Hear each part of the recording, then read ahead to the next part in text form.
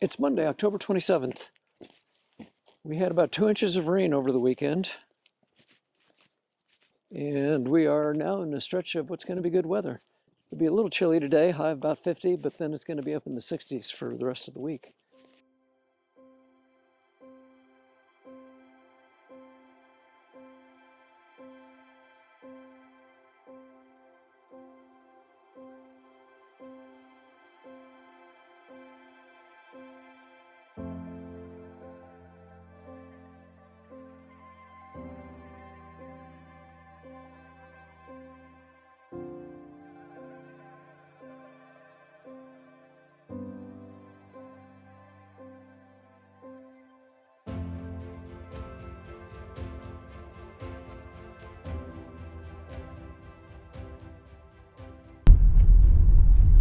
So this is the turn to what we call the first outhouse. There's a parking area down there, very popular in the summer.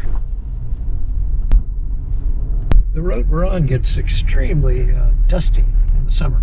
It gets this kind of fine powdery stuff on it that just kicks up into the air.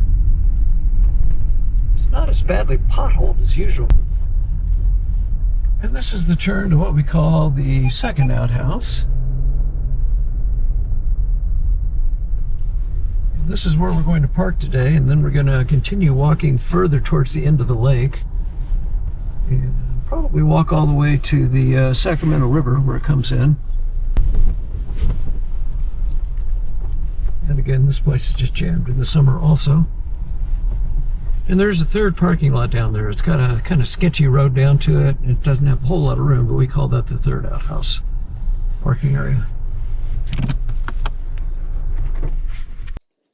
Kind of chilly out this morning. Is my angle good? Can you tell? Yeah. Okay. I adjust mine constantly when I walk as we go up and down. Sure. I just kind of approximate.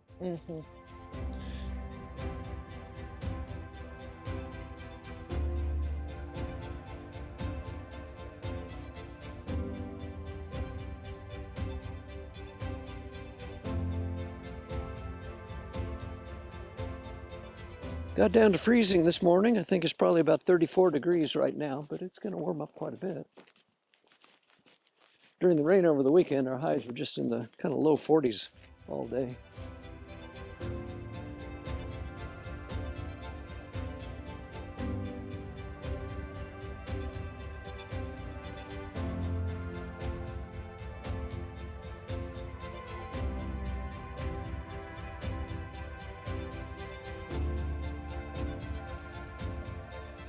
Mount Shasta has a very interesting little museum with lots of historical information about this area, and we learned that this lake, I'm not on took the a different trail. route, didn't you? We learned this lake was a dairy farm, and there was something else out here as well. Or was it a dairy? Do you remember? I don't think it was a dairy farm, some other kind of farm, It was a though. ranch, cows or something. Anyway, the county used eminent domain to take it from the owners, and I think there was somebody else that owned land out here as well.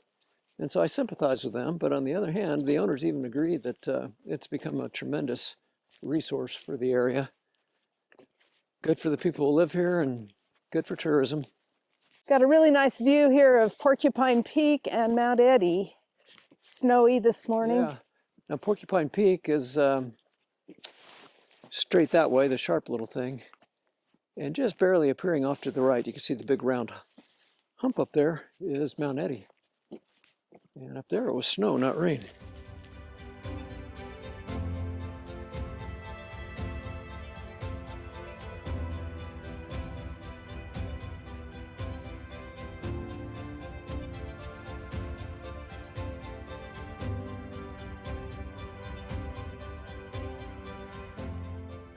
So we're basically hiking on the Lake Siskiyou Trail this morning. I wonder if they're going to pick up outhouses, looks like. Pick them up or put them back, who knows? This is the Lake Siskiyou Trail right here. We just took a little offshoot from it. When we come back, we'll probably stay on the Lake Siskiyou Trail all the way. Last I knew, the temporary seasonal bridges across the Sacramento River were still in place. We'll see today if they still are. We're getting to the time of year where they remove them.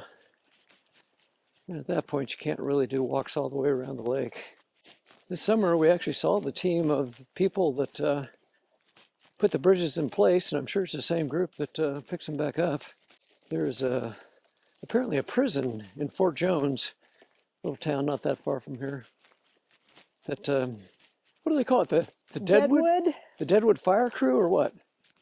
Anyway, it's something like a that. group of inmates. All have to be nonviolent, all have to be fairly young and strong and healthy, but they do firefighting work in the area, and they also do projects like putting those bridges out and picking them back up. They also do trail maintenance. Okay, trail maintenance. And trail building. We saw them. They're a very cheerful group of people, all wearing their inmate clothing. Orange jumpsuits. What's that? Orange jumpsuits. Yeah, orange jumpsuits. But at any rate, they're all cheerful, friendly, talkative. I think, again, if you're in prison, it's for them, it was very desirable to be able to get out of the jail cells and be able to come outdoors, and they liked the work. They really enjoyed seeing the dogs. Oh yeah, they did. But they looked very cheerful to be out and to be doing physical labor during the day. Bike tracks. Yeah, somebody rode that here. Like I say, it's Burr. Yeah. Ridden a mountain bike in Wisconsin when it was below zero, like 2 or 3 degrees below zero, but that is so cold to do that. I did a few fat tire bike races in the winter, and there was one that was actually in Eau Claire, Wisconsin, at a little area there that for mountain biking that I did, and I believe it was 12 degrees that day, and actually wasn't that bad. Again, it helps that it was a race, so you're really putting out maximum effort. But that was 12 degrees. Went out and rode a few times when it was below zero, and oh my. So Wisconsin was the coldest place we ever lived, and then Colorado, where we lived up the mountains, was second coldest. Wasn't quite as cold as Wisconsin, though. I think about the coldest we ever saw when we lived in Colorado. Again, it could get colder, but just where we were was maybe 2 or 3 below zero. Wisconsin, you get to 20 and 30 below zero every winter, which is why sometimes I'd have to go out and ride a bike when it was below zero. You get cabin fever. Anybody that's ever done that knows you can't have any exposed skin. You have to wear goggles, face masks, heat packs in your foot gear and in your hand gear and around your body, just everything you could possibly do to try to keep from freezing. That's why when we come to Mount Shasta, in California, people say, oh, isn't it cold? Not compared to where we have lived for much of our lives. No, the majority of people in California live along the coast somewhere, and you never get super cold temperatures.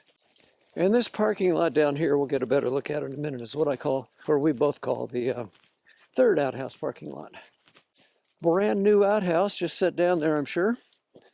And this is the third parking lot, and I mean, it doesn't look all that small, but it fills up quickly. Probably could get 8 or 10 cars in it. Yeah. Anyway, the other areas can have lots more cars. And from here to the river is not very far, quarter mile maybe. The girls say, let's go down here. Well, if we want to, we could probably walk around the shore. A lot harder walking, though. I don't know. What do you want to do? Not really. The dogs don't need to get in the water. Okay. We'll go this way, girls. Hey.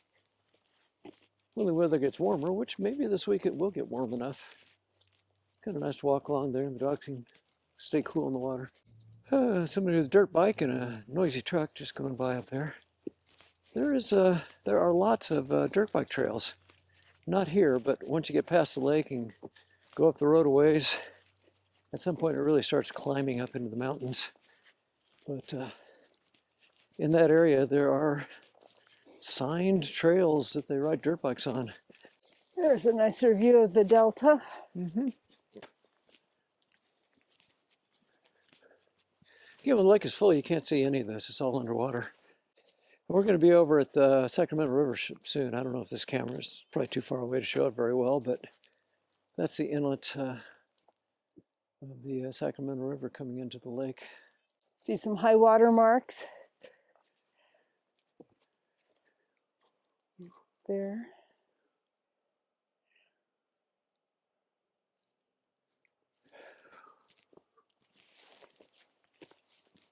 It's like the lake was quite full all summer.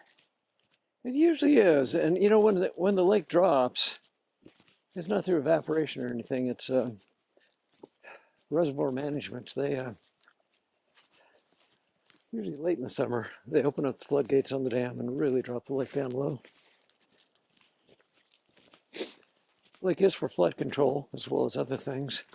And we've seen when you really get the big atmospheric rivers coming through here in the winter, actually November through February, that lake could be as low as it is right now, and it can go from that to full and going over the spillway by a foot or two in just 1 or 2 weeks. It doesn't take very long to fill it. So if you don't stay on the trail and you go to the right, you can walk a ways on a trail, but they all just kind of play out into dense brush. So if you really want to go that direction, there is an old forest road up the hillside, quite a ways up there, but it will take you back in there and gradually drop down to the valley floor again. And you will find out as you go in there that there is an old and mostly abandoned Frisbee golf course up there. And someday we'll do a video showing all the Frisbee golf goals. They're still there, but they're rusting out and no signs of them being used anymore.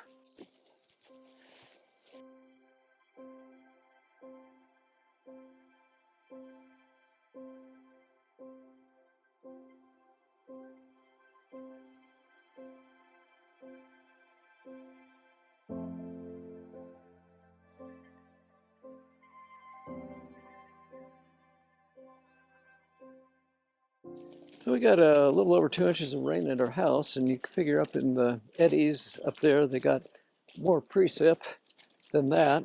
The higher you go, it becomes snow, which will be melting fairly quickly too. I'm sure some will melt today, and the next few days after that, it's all going to melt off, which will bring the river up to a little higher level than it's been. It's been just a trickle all summer. But that's not enough precip to fill the lake. It needs a lot bigger series of atmospheric rivers than what we just had to get this lake full. And the temporary bridges are still there, so you can still go around the lake, but I'm not sure how many more days. Anybody coming out here, we're at the end of October, but sometime in the next few weeks, those bridges are suddenly going to be picked up, and there's a little area over on the other side of the lake there that they stack them up. And we've seen people, when the bridges aren't here, cross the river, even when it's quite a bit higher than this, but it's quite challenging to do. Most people are gonna, if they're on this side of the lake, get to this spot and say, oh, I'm done. On the other side of the lake, either here or there's another set of bridges. When they're out, you're gonna stop. You're not gonna go all the way around.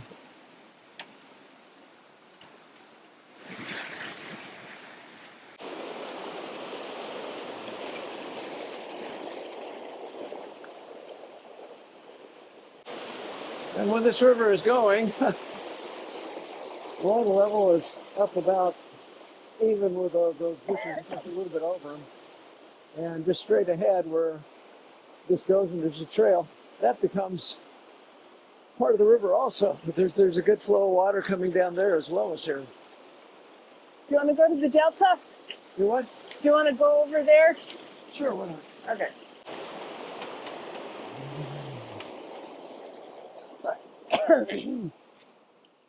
Yeah, where we're walking right now in the early spring, actually during the winter, this becomes another channel of the river coming through here.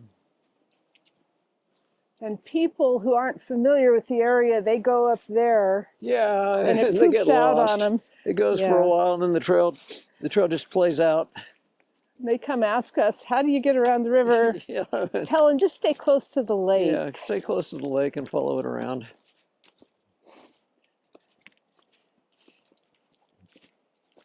You can see somebody laid these logs down to try to help people. Yeah, give them some idea.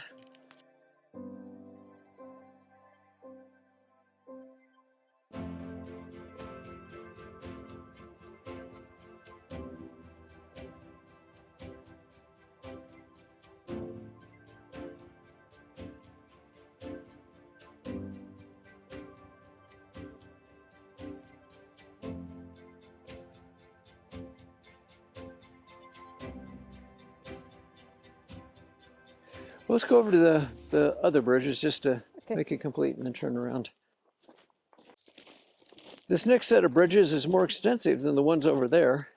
And you scratch your head and say, why? Because probably it's still going to be dry through there. When you start getting the big rains and snows, and especially when you get the melt-offs, there's a lot of water that will go through under these bridges, but nowhere near as much as the main channel over there.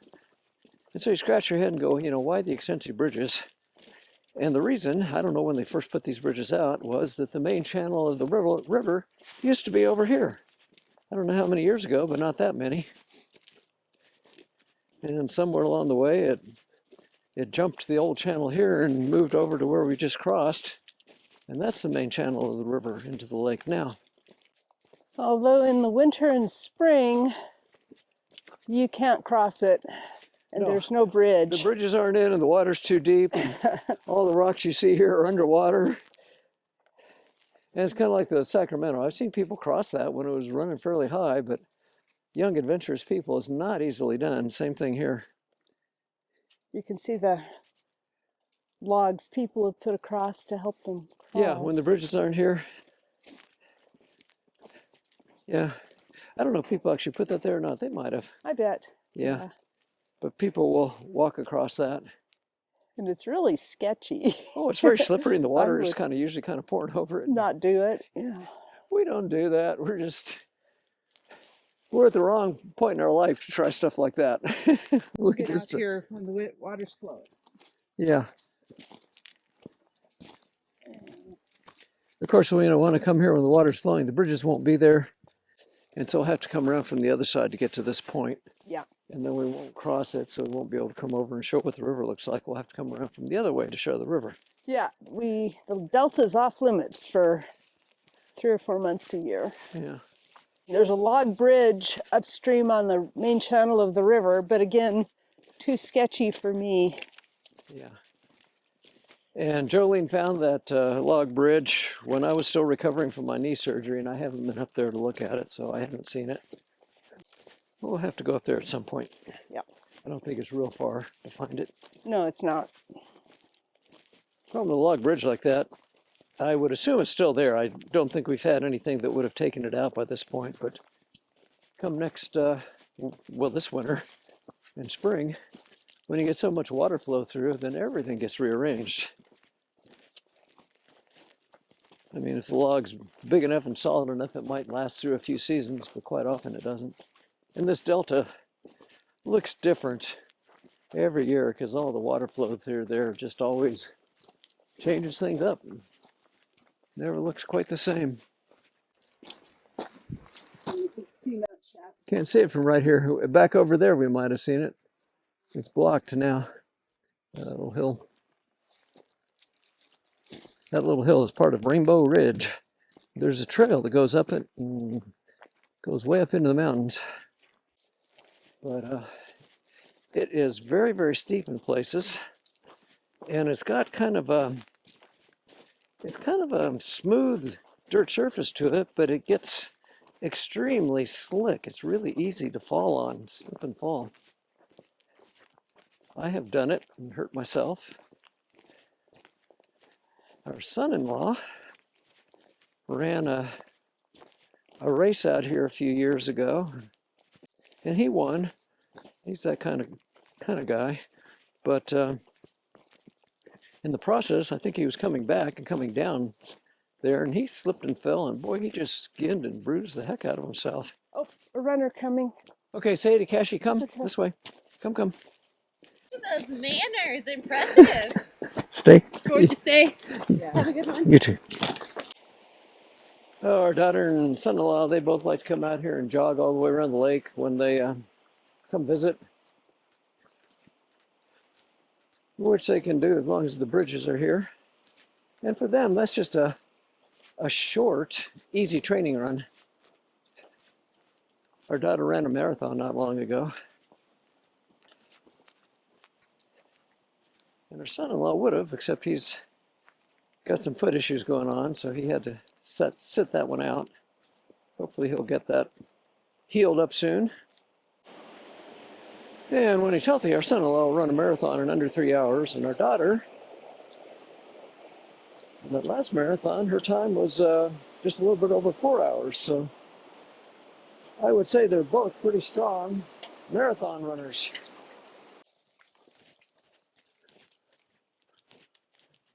When they put the temporary bridges out, that work crew, earlier this season, this had also been washed out, where it was kind of Sideways. sideways. All winter and spring. Yeah, made it a little challenging to get across this little thing, but they reset this also. Coming up, we're talking about the dirt bike motorcycle trails a little further up the road. Some of those trails you can't even walk on. They're so steep. They're nasty trails. I said I rode my e-mountain bike up there to check them out, and I had to push the bike up and through some of the spots up there. I couldn't get my e-bike through. Dirt bikes are pretty amazing what you can do on them, though. You have a lot of skill. If you have a lot of skill, and not just skill, a lot of strength. One day last summer, decided I was going to walk on one of those trails. I just got tired of all the other trails and said, okay, it's a motorcycle trail. How hard can it be? And I made it maybe a quarter mile. Yeah. And I was going up, and it was hard going up, and I just thought, I won't be able to come down this. Yeah. No doubt. I mean, there are places you can ride a dirt bike up that are extremely difficult to just try to walk up. The thing with a dirt bike, when you do that, momentum is your friend, gets you up some of the stuff, and then beyond that, it's just incredible amounts of riding skill and strength. Oh, and just daring do to go down them. Yeah, I know. So this is county land. They don't allow camping at all anywhere around here, but every time we come down here, we see people camping. It's a question of enforcement. If they don't enforce, then yeah, people are going to do it. We have our favorite parking spot that we parked in today, and one day last summer there was a tent pitched in our parking spot. Right. It's like, really? I mean, they got signs all over saying no camping. I think probably 100 feet from where they put it there was a sign they had to go by saying no camping. But, you know, Whatever. they got away with it, and I think most people do. I just don't think they really enforce stuff. And I'll say for sure, one thing we never do is go up to people which we know are camping illegal and try to play enforcement time and say, did you know you're not supposed to be camping here? That's just a good way to get into ugly confrontations. And I'm not sure everybody knows this, but if you really want to camp up here, you just have to go a little further up that North Shore Road. And there are all kinds of little areas you can camp in that are just gorgeous. They're not right next to the lake, though. They'd be, in a lot of cases, where you can overlook the Sacramento River and some other stuff, but there's lots of camping up here. You're just not supposed to do it on the county land that's around this lake. Oh. But easy. Over here, girls. Come on. This way. Come. Over here. Come on. Okay, sit. Good girls. Stay. Stay. Good morning. Good morning. Oh, they're so cute. Good girls. Okay.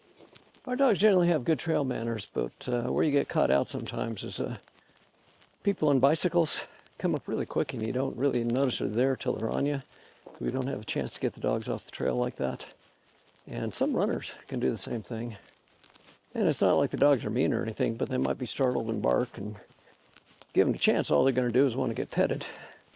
But the encounters with people are just too frequent in the tourist season for us to come out here with the dogs off leash. So if we do come out here, they spend a lot of time on leash. We're actually walking over 3 miles an hour now, have you know? Yeah, we're doing well. It's a sign you're feeling better. Uh-huh. And of course, I couldn't begin to do this until I got that knee replaced. And 4 months after you got the knee replaced. Long after, yeah. Yeah, It'll be 6 months. very Yeah, soon, another A little week. under a week. Next Sunday, it'll be 6 months since surgery. Cal fire truck. Yeah. Yeah, I wonder if they're It says doing... Deadwood on the side. Oh, that's the... It is the Deadwood. That's the Deadwood crew. Yeah. Deadwood fire crew. That's our prison guys. I think we're losing our seasonal bridges today. Could be. We'll have to come back tomorrow and see.